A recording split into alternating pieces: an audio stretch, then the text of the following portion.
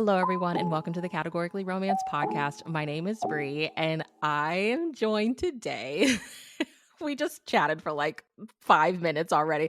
My friend Angela is here. Angela, thank you for finally joining me on the podcast. It's so overdue. I'm so happy you're here. Tell everybody about you, like your space online. Tell us all the things. Okay. Oh my goodness. Okay, Brie, I have to get this out the way. I am super duper fangirling. I said this offline, but now that we're online, I just want everybody to know, oh my goodness, I get to hang out with Brie. So that is super cool. I am Angela Anderson of Angela Anderson Presents, and my literary cafe actually falls up under Angela Anderson Presents. And with the literary cafe, it's just a place where individuals can share their love for reading, their love for books, their love for authors. Basically, like all things literary is at the cafe. So we have a cafe portion, we have a literary tea. It's just all about all things literary. And I love it, Brie.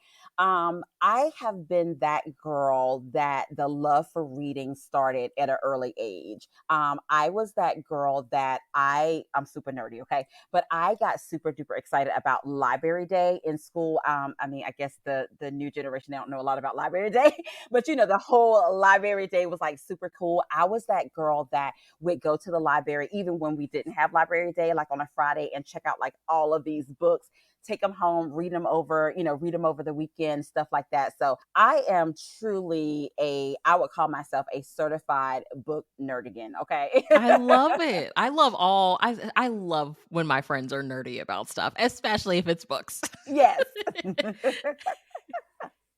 So do you remember, I mean, I'm assuming you're one of those readers who like can't remember ever not reading.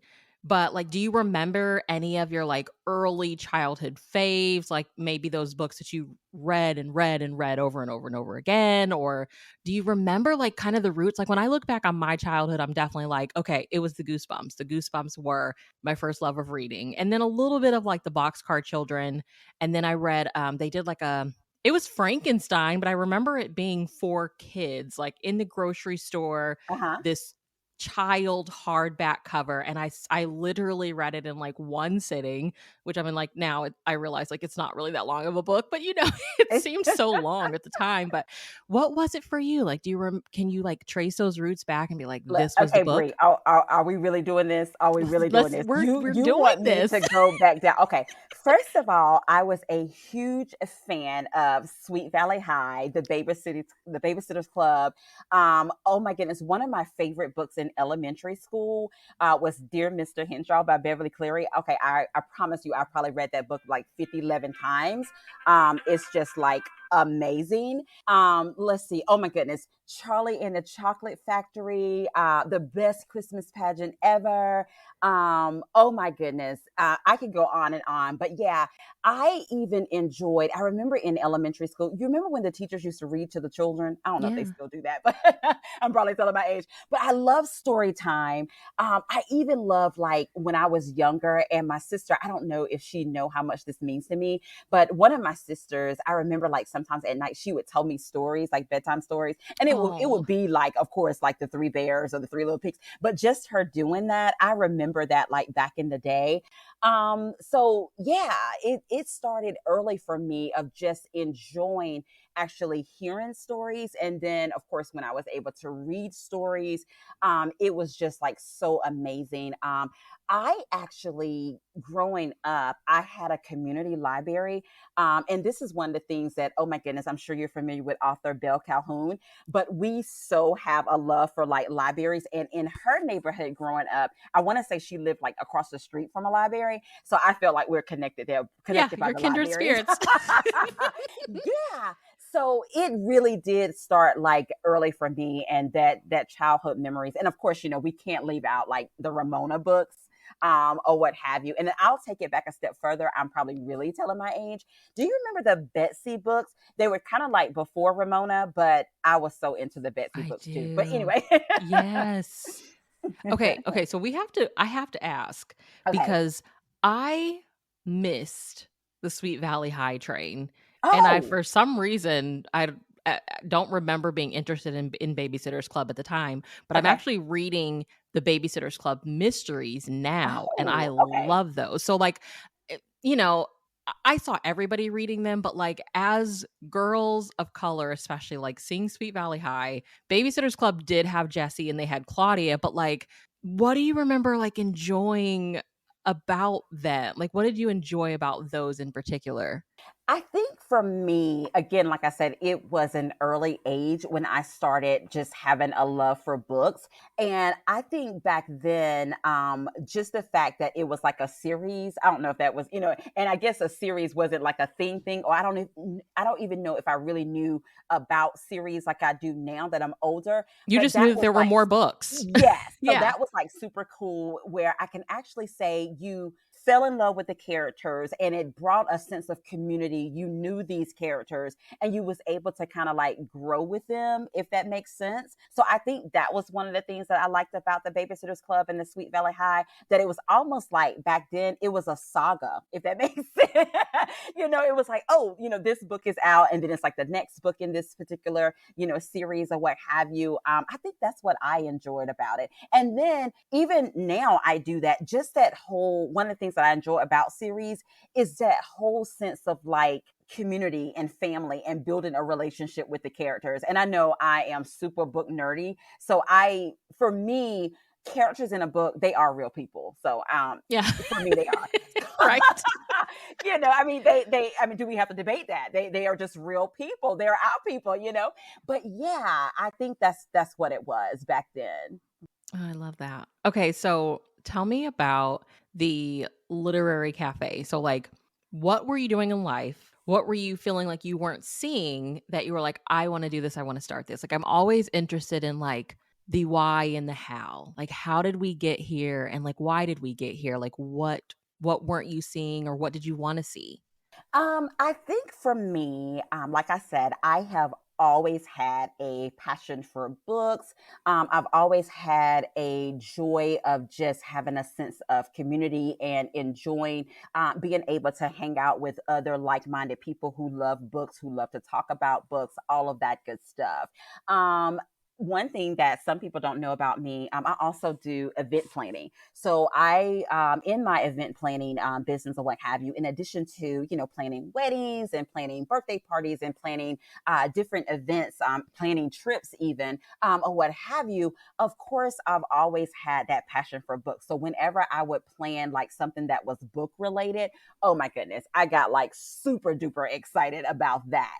And so I wanted to like create a space for that, for the authors and the readers to be able to connect with their author reader bond, for new readers that may not know of a specific author, just creating that opportunity. And not only that, okay, Bree, who does not like to meet their like favorite author or what Yeah. have you? So to Yeah. be able to combine all of those things together was one of the things that inside I wanted to say, okay, hey, let's come up with something that we're able to do all of those things. Of course, I like that cafe environment. If you think about a cafe, you feel like a sense of intimacy, a sense of community, a sense of closeness, a sense of having a good time, right?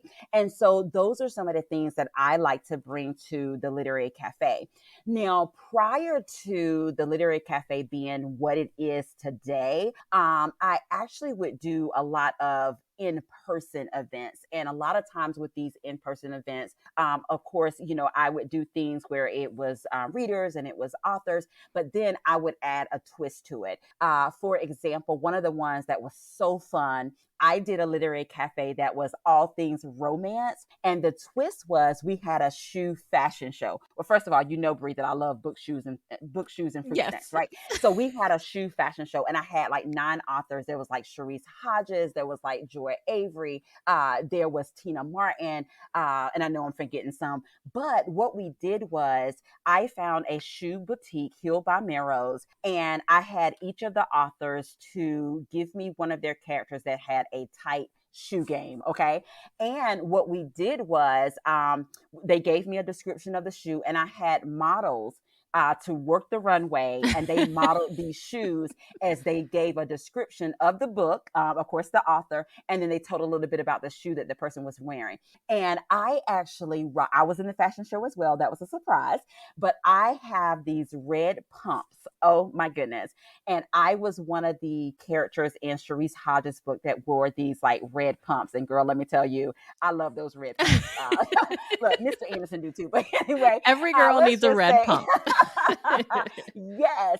So those are the types of things with the literary cafe that whenever we do like an in-person literary cafe, that I always give it like some type of twist. Another cool literary cafe I did was with author Joy Avery and Reese Ryan. And oh my goodness, we did a sip and paint, and we actually painted the book covers of their books. And I'm Oh sure you gosh. remember when Reese did her book, Savannah Secret. First of all, the cover is like gorgeous. Gorgeous, So yeah. that was one of the covers that we painted for that one. And then Joy Avery selected one of her book covers, and it was so fun as well. So being able to do that and to bring authors and readers together at the cafe, oh my goodness. And I hope I answered your question. You You did. see, I got excited about it. Tell us, like, so do you have anything coming up that you can share? Like, what's coming up, say the summer, early fall with the literary cafe? Like, what do you have planned? Well, right now, of course, every Tuesday and Thursdays, and some Saturdays, I actually have my virtual literary cafe interviews, which is like the 30-minute author interview with these authors that are either their new releases, or books that that we are featuring or what have you. And doing this interview, we find out more about the book, what the author wants to share. A lot of times they may spill a little tea or what have you. And then I also have Angela's Literary Tea, which is an hour-long book discussion. And usually that is held like on a Saturday or a Sunday, and it is virtual. It's an hour-long book discussion with myself.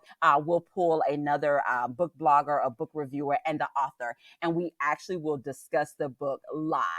And then we'll allow the audience opportunities to ask their questions or give feedback. So both of those are pretty fun, and they are ongoing. And pretty much with those, so every week you can expect to have some type of literary cafe event, which I usually, I post and I share to let you know who's coming up next for an interview as well with that.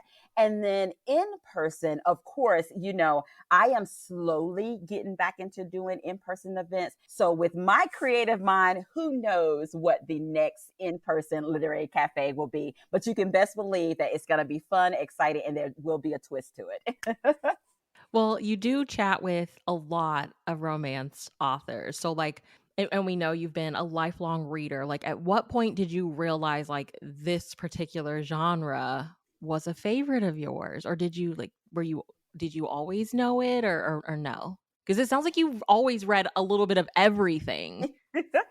Yes, I have always read a little bit of everything. I've always been an eclectic reader, but romance is just that sweet spot in the heart. Okay, so I think in addition to me being an eclectic reader, there have always been that soft spot for a good romance. I mean, who doesn't love a happy ever after? Okay, or what have you. So I have definitely enjoyed romance books, and I want to say probably a lot of the romance books, just like a lot of people, you probably have to go back to a Harlequin, or what have you, and their amazing category romance books that they have. But yeah, I would definitely say that I have always been a fan of romance. That even though, again, like I said, that I'm an eclectic reader, somewhere, shape, or form, I'm gonna get a good romance in Yeah.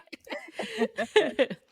And so, okay, so tell me about your category love, because you do a lot of chats with category authors, which I think is just amazing. Because I feel like even amongst romance readers, it's sad to say, I hate to say this, because when I say it, it's like we're talking specifically the bookish community online, which to us I think feels huge, but really isn't that big, I guess, in the Hmm. grand scheme of things. But like category it still has a stigma even amongst romance readers. So it's like when I find friends that are loving it and like are sharing it, it's like, yes, we get it. But like, where did your love of category start?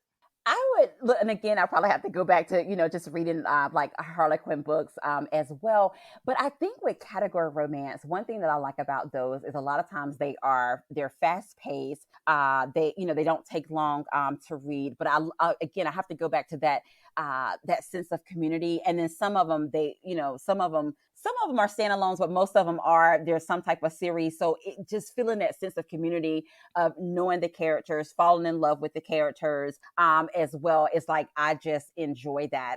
One, if I can give an example, I love to give examples, but one category romance writer, which this was with the Kamani line of Harlequin, was Deborah Fletcher Mello, and she Yes. had the Stallions. Oh my goodness, who did not fall in love with the Stallions? And I think she probably could have wrote 50 books of the Stallions, and we just absolutely fell in love with this particular group of individuals as well. Another category of romance that I love that is also happened to be with Harlequin. Okay, I love me some Texas Cattleman. Yeah, that is a Oh my really goodness. long running No matter, series, girl. yes. Oh my goodness. So I think that aspect of category romance I actually enjoy as well. I think if you think about it's like you grew up and you love Sweet Valley High and Babysitter's Club. I feel like Yeah. that may be where that love comes from. Yeah. See, going to a series again. Yes. So, like, do you have a go-to line? Like, do you if you had to pick a favorite, do you feel like you have a favorite? Oh my god, Bree, don't do it. Don't do it. I Oh my goodness. I know There's it's so tough. okay. Oh man. Wow. Okay. I feel like you're a desire girl, I but I could know. be I'm, wrong. I'm like, okay. With Harlequin, yes. Okay. I definitely enjoyed their Desire line. I love their Love Inspired line as well. Definitely the romantic suspense. I love that as well. And for me, Brie, I don't know about you, but I love a good romantic suspense, and I feel like I'm getting the best of both worlds. Okay, you giving me because I like suspense and mystery books too. So I'm like, hey, you're giving me both, so I love that too. But yeah, definitely their Desire line, their Love Inspired line, their romantic suspense line. I would definitely would say are my go to for their line of books.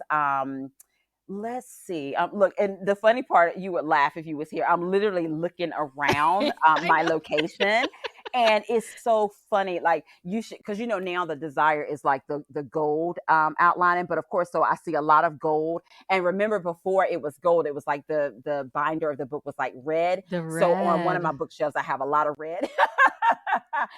And of course, their how can I leave out Intrigue?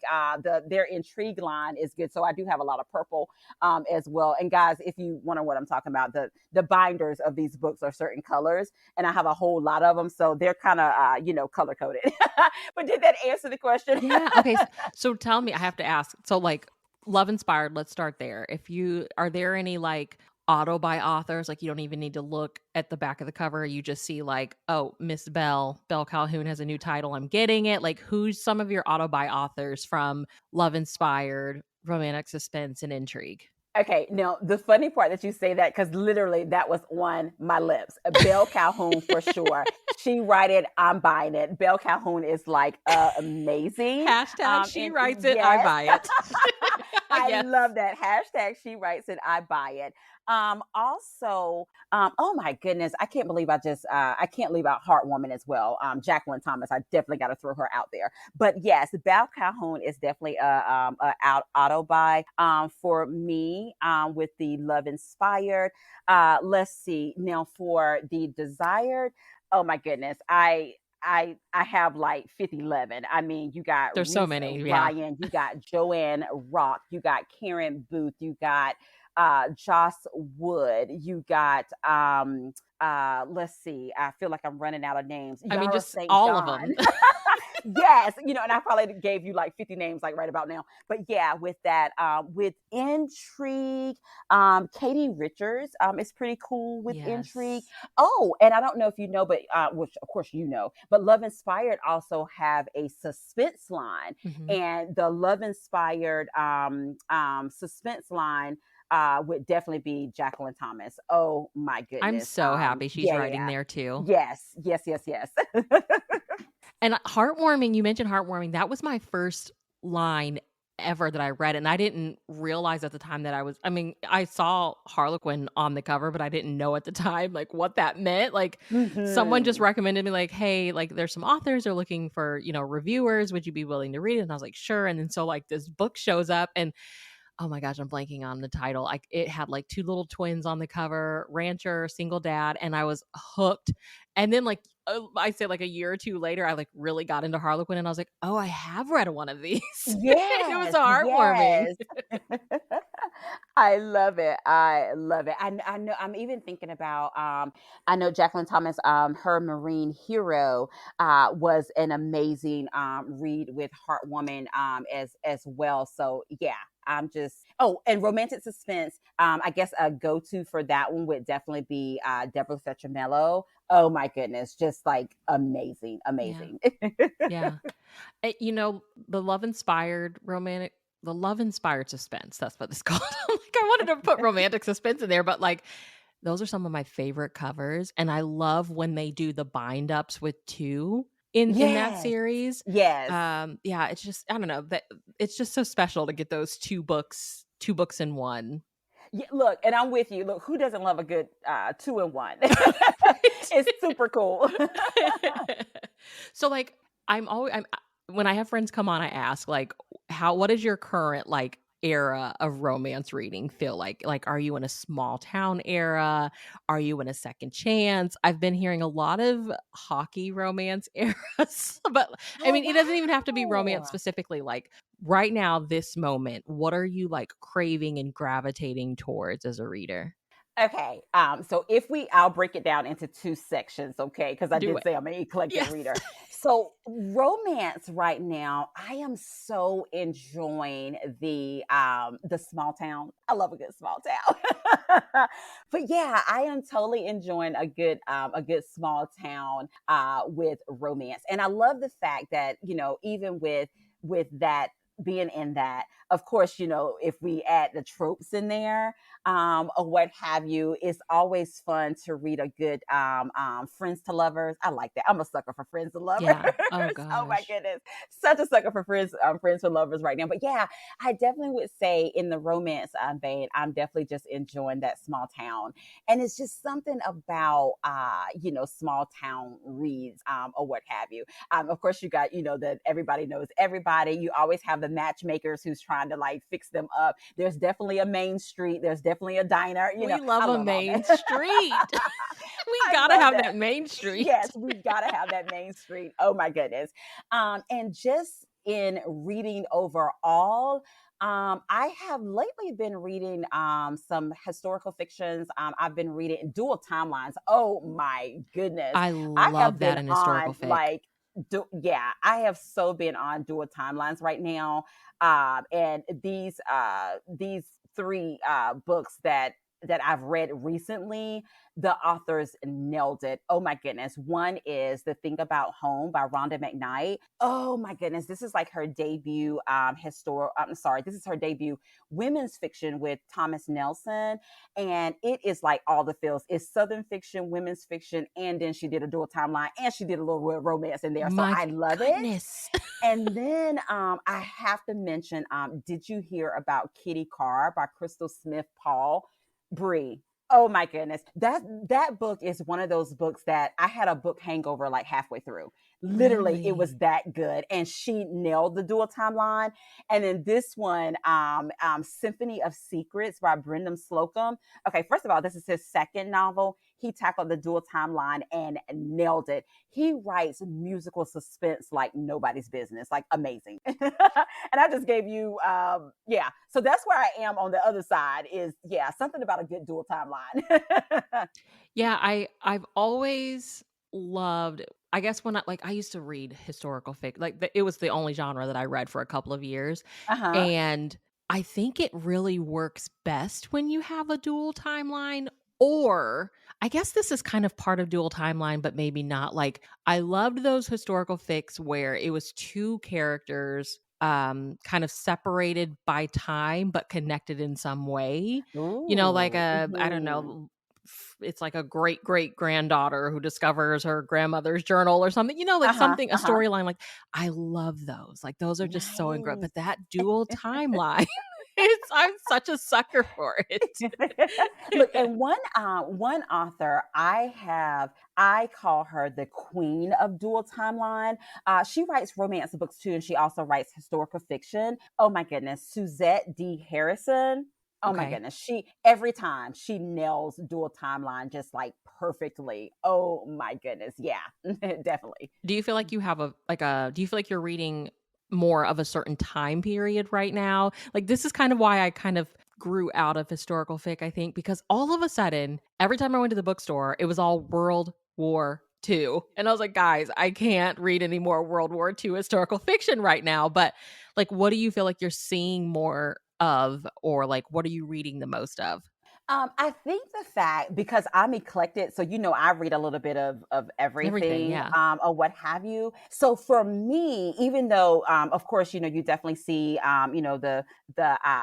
you see, World War II, you see, the biographical historical fiction is pretty popular right now, which is amazing because amazing stories, about real life people are being told, just amazingly, or what have you. But again, I think for me, going back to me being an eclectic reader, I kind of read what I like and what I enjoy. So I don't kind of get like in a stuff. Well, you probably can see that because I've kind of jumped from romance to mystery to That's what I was thrill. hoping for. Right? I don't told you like a little bit of everything. So I think for me, with the historical fiction, some of the stuff that I've read have kind of been, it varies for me because I like different things. Like, for example, oh my goodness, Sadiqa Johnson. Oh my goodness. Please tell me you've read The House of Eve. Amazing, amazing, I amazing. just got it. I have Oh not my started it yet. Bree. You okay, let I me need know to when read you it. read it. Yes. Yes, it is definitely, again, it totally book hangover worthy, or what have you. I don't know if you have read The Davenports, by Crystal, Marquise, as well. That's an amazing historical read as well. So yeah, I just kind of, I find books that I like, and then I just enjoy them. And of course, like in historical fiction, Vanessa Riley is just doing her thing. She's killing it. She is Yes, killing it. yes.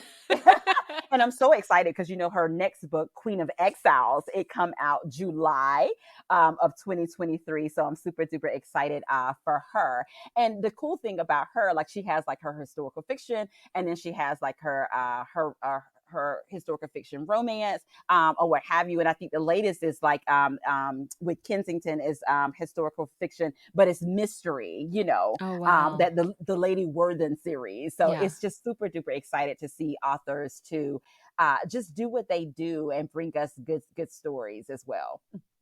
Well, you bought a whole list of recommendations. So, what did you bring? What are you recommending us? Okay.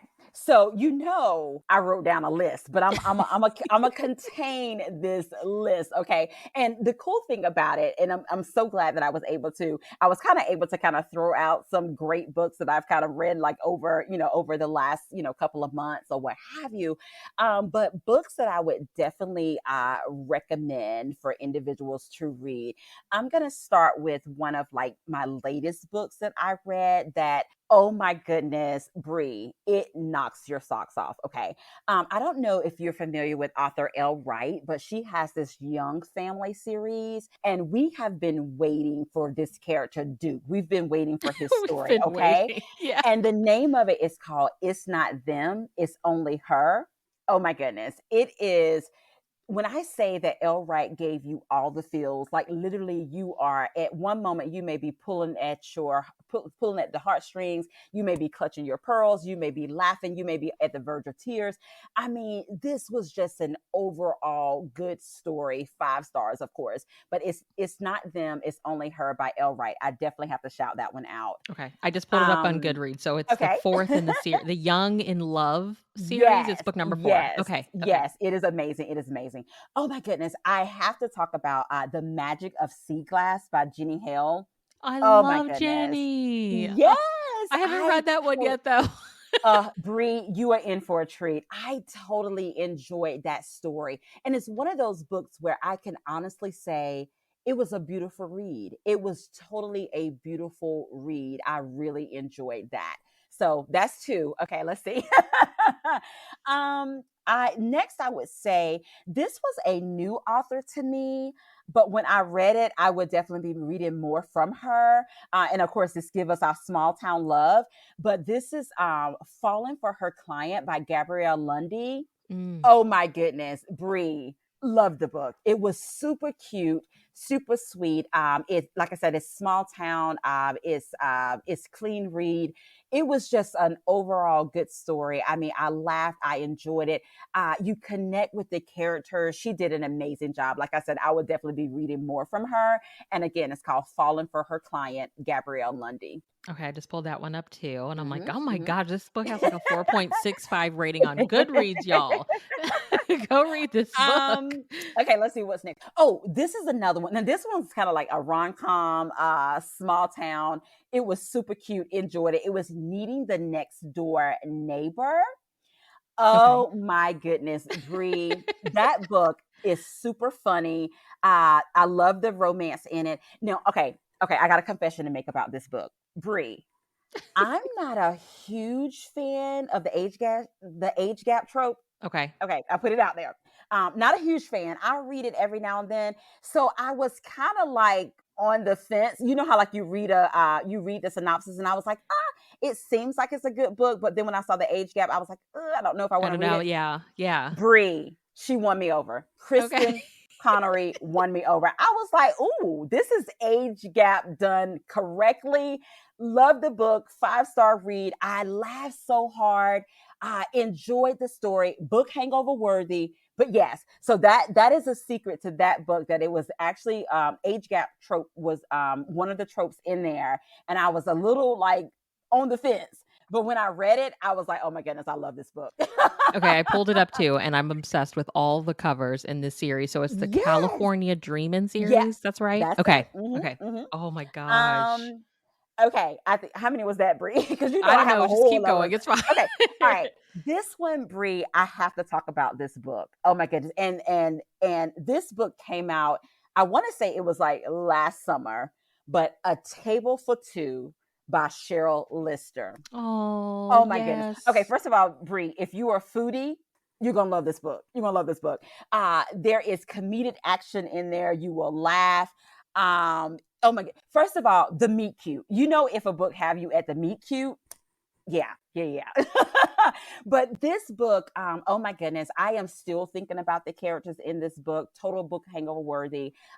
Absolutely love this book, A Table for Two by Sheryl Lister. And Yep. I'm pretty sure I saw that they released the mass market of that one recently. So y'all check it. Yes. If you're at the grocery store, go to your book section and check because I'm pretty sure I seen that recently. Yes. Yes, yes, yes. So So of good. course you know I have plenty left, but I'll stop at those. Unless you want me to do one more or two more. Well, But yeah. throw a couple more out there. Go Ooh, ahead, throw a okay. couple more out. Okay. Now this one, okay, I'm getting excited now. This is it's a part of the Texas Cattlemen. Of course. Oh my goodness. Designs on a Rancher by Liquette. Okay, Bree. Madame Laquette. Yes. Bree, when Okay. I read this book, Shut the Front Door, I was like, okay, Laquette needs three names because I literally would have called her by all three of her names. That book was so good. Like you know, like when somebody really means something, they call you by your whole government Yes, name. yes. Yes, I would have called her by every one, but I only could call her Laquette. Oh my goodness. Designs on a Rancher is just like amazing. Chef's kiss, 5 stars, book hangover worthy. Absolutely love the book from the first time I opened the pages. I mean, just absolutely goodness. She's so good. She's such a good writer. Yes. Oh my goodness. Oh my goodness. Yeah. Those would be definitely on my top books that I have read that just, you know how you have some books that's like, I highly recommend Yeah. this particular book. And yeah, those are some that they are definitely high on my list of book recommendations. Now tell me this, are you more of a physical reader or are you ebook, audiobook? Like, how are you mostly consuming? Okay, so confession to make. So, of course, there was one time in my life where it was like all about the print. I was like, the smell of the pages, book nerding and stuff, Yes. holding it in your The hand, all feel of of that it in good your stuff. hands. Yes, yes, yes, Yeah. yes. So, and I still love a good print, a good print copy of books, or what have you. And then I discovered my e-reader, my Mm. handy Kindle. I probably should name my Kindle, by the way. I have two now, but I probably should name my Kindles. But anyway, I love ebooks as well. And there's different things that you could do with ebooks. I love the light that's on them, so they're definitely good for for night reading. Of course, you have like multiple books that's inside of it as well, so that's great. And you can you can take it with you wherever you go, all of that good stuff. So I fell in love with reading from my ebook. And then, okay, Bree, over the last couple of months, girl, I discovered audiobook. Yes, Where yes, have I yes. been? Audiobooks is literally like a whole nother level of reading. Okay. So one thing that I have discovered, I said, you know what? Okay. So I love all three: ebooks, print, and audiobook. But lately, audiobooks have definitely been my friend, because my audiobooks, of course, it allows me to, one, read multiple books at one time. But of course, with audiobooks, I can get through them a lot faster, Yeah. or what have you. So technically, I love all three. I will forever be a Prince girl. I know the advantages of reading on my Kindle, and then I love a good audiobook. So all three, can I answer it that way? Yeah. Yes, absolutely. I'm the same, I'm the same. I think, the beauty of it is like, in some cases sometimes you get literally copies of all 3 of them, right? Like, Yeah, you'll buy yeah. the physical copy, the library may have the ebook available for you to check out right now. Oh, and you can also get the audiobook for cheap, or the library has it or whatever, Uh-huh. and it's just like, you're like, "Why do I have 3 copies of this book?" But Yes. it's just, I don't know, I feel like my audiobook listening goes in waves, because I've noticed there will be, like, months where I don't listen to one, and I'm like, "What is going on?" But I recently started, the latest Brenda Novak, and I was like, "I'm just gonna use an Audible credit. Imma just go ahead and buy one." And I was like, "I really have missed listening to audiobooks." And it's like Yeah. I actually had, like, most of 2023, most of the audiobooks I've listened to have been nonfiction. And so, Okay. like, this is, I think, really one of my first romance audiobooks this year, and I'm like, "I missed this so much, Oh Angela." my goodness. And audiobooks is like a whole nother, again, like I said, it's a whole nother level of listening. Actually, the Magic of Sea Glass by Jenny Hale, I listened to the audiobook, and it was just like Oh my amazing gosh. to listen to it on audio. But yeah, it's just super cool to do that. And by the way, I know you said that you was listening to Brenda Novak's latest release, the Seaside Library. Oh my goodness, I was able to go meet her on her tour. Did you? Yes.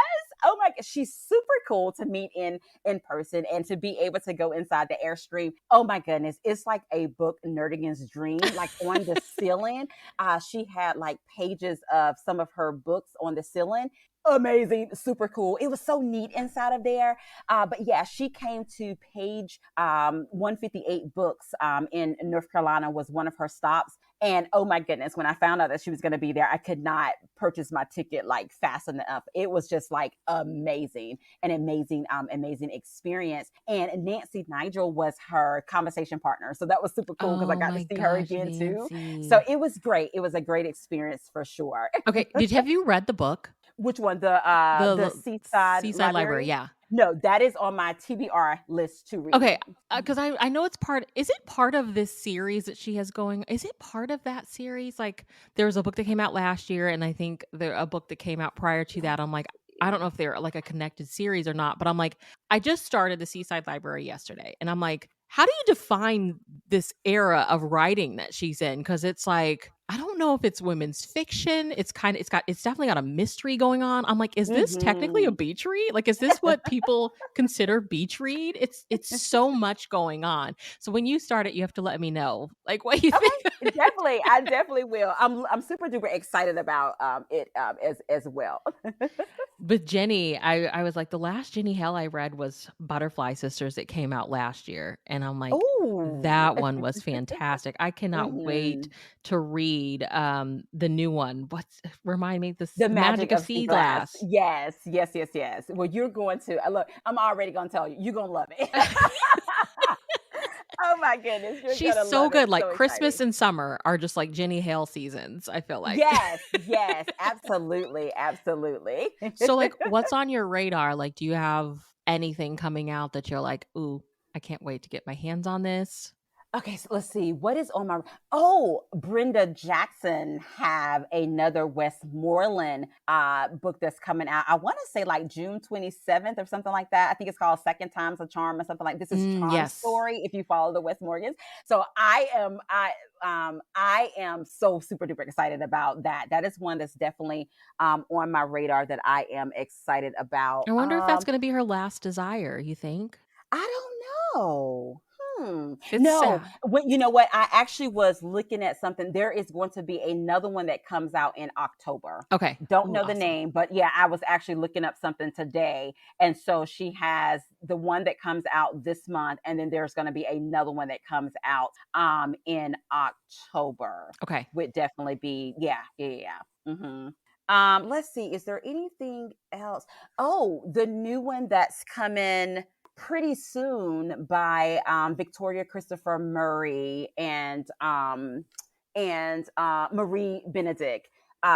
Their next book is coming out. I want to say it is July. Let me see if I can find the time frame that one. I'm looking forward to reading that one. Mhm. Let's see. Of course, like I said, Vanessa Riley, Queen of Exiles. Looking forward to that. Yes. Oh, Vanessa Miller has The Light on Housley Street that comes out in September. So I'm super duper excited about that particular book as well. So those are some of the books that I'm looking forward to releasing. Yeah, yeah. You are just bringing the goods today. I'm so happy. This just made my day. It's brought so much joy. Um, well, tell everybody where they can and should be keeping up with you online because listeners, you should definitely be keeping up with Angela online. So plug all your things. Okay, thank you so much. Of course, they can go to my website, angelaandersonpresents.org. And also the Literary Cafe, as I said, is on Tuesdays and Thursdays. They can follow me on social media. I am on Instagram, Facebook. Both of those are Angela Anderson Presents. Look, I do a little TikToking every now and then. Oh my goodness. They can follow me on TikTok as well. And just stay connected and hang out at the cafe. Matter of fact, I have a literary cafe coming up on Saturday at 3 p.m. Eastern Standard Time. They can view it on my YouTube channel or my Facebook. And my YouTube is Angela Anderson YouTube. And it actually will be Michelle Major, the front Oh my porch club. God. Yes, I just yes, saw yes, that at yes. Walmart yesterday. Yes. I So was I'm like, super, when did super Michelle Major put this out? yes, yes. So I am definitely looking forward to hanging out with her on Saturday and talking about her new release for that as well. Definitely. I love this small town romance era you're in. Yes, yes.